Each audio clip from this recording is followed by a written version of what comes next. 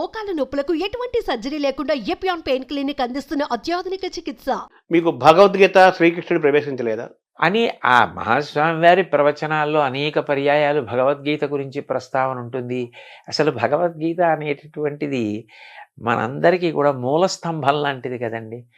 ఏది మాట్లాడినా గీతలో గీతాచార్యుడు చెప్పినట్టు అన్న మాట ప్రస్తావనకు వస్తుంది.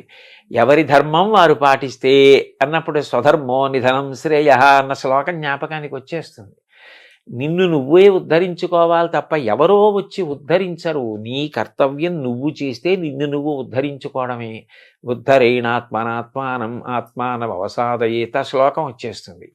కాబట్టి మహాత్ముల బోధలను పరిశీలించడంలో అనుష్ఠించడంలో మన ప్రమేయం లేకుండానే గీత కూడా చొచ్చుకుని ప్రవేశిస్తుందండి. అంటే మనకు జగద్గురువులు శ్రీకృష్ణ పరమాత్మ జగద్గురువు, ఆదిశంకరాచార్యులు జగద్గురువులు.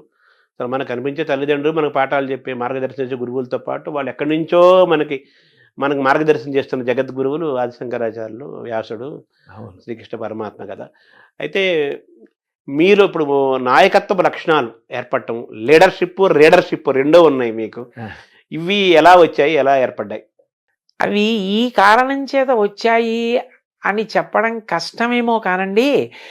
బహుశా అలా ఏర్పడడానికి కారణం మాత్రం ఏదైనా ఒక లక్ష్యాన్ని పెట్టుకున్నప్పుడు ముందుగానే దాని గురించి తరచి ఆలోచించి ఈ లక్ష్యాన్ని పెట్టుకున్న తర్వాత మధ్యలో విడిచిపెట్టకుండా నేను సాధించడానికి ప్రయాణం చెయ్యాలి.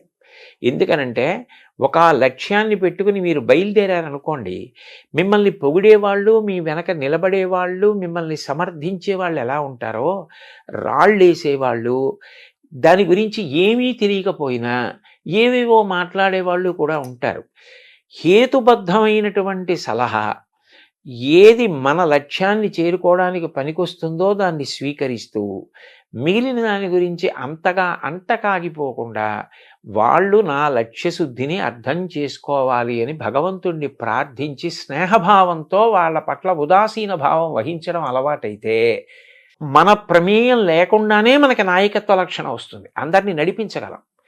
లేకపోతే ఏమవుతుందంటేనండి, ముందు పొగిడితే పొంగిపోవడం, ఎవరో తెగిడారని కుంగిపోవడం అలవాటైపోయిన వాడు తానే ఉద్ధాన పతనాల్లో పడిపోతే వెనక ఎవరిని నడిపించగలడు?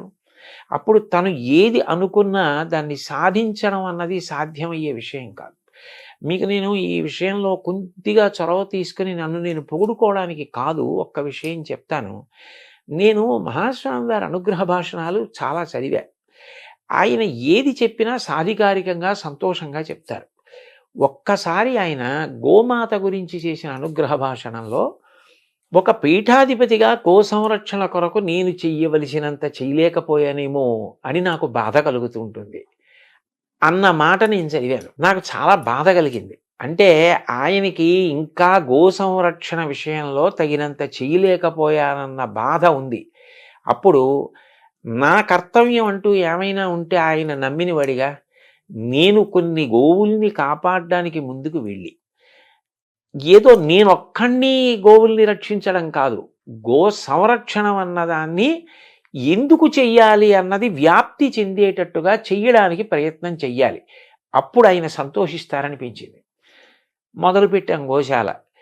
మీరు వచ్చి చూశారు. అది ఇవాళ అంత గొప్పగా నడుస్తూ ప్రతిరోజు 2 పూటల 60-70 మంది కార్యకర్తలు వచ్చి స్వచ్ఛందంగా పనిచేసి అంత సంతోషంగా అక్కడ కార్యం జరుగుతోంది అంటే ముందు నమ్మకం ఉండాలి. మొదలుపెట్టిన తర్వాత ఎన్నో విమర్శలు వచ్చాయి.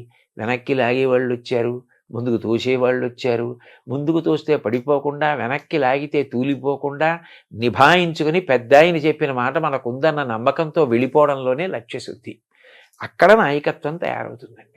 ఇది మీలో ఇంత ఒక దృఢమైన అచంచలమైన ఒక పట్టుదల, ఆ స్వభావము, దేనికి వంగకుండా పొంగకుండా ఉండే లక్షణాలు, ఇవన్నీ కూడా మీకు ఆదిశంకరాచార్యులు, జగద్గురు చంద్రశేఖరేంద్ర సరస్వతి స్వామి వారు, వివేకానంద వీళ్ళ యొక్క స్ఫూర్తి మీ పైన ఉందని అనుకోవాలి, వాళ్ళ వాక్కుల యొక్క ప్రభావం. ఖచ్చితంగానండి. ఎందుకంటే వివేకానందుడు ఎన్ని కష్టాలు పడ్డారండి, శంకరాచార్యులు వారు ఎన్ని కష్టాలు పడ్డారు.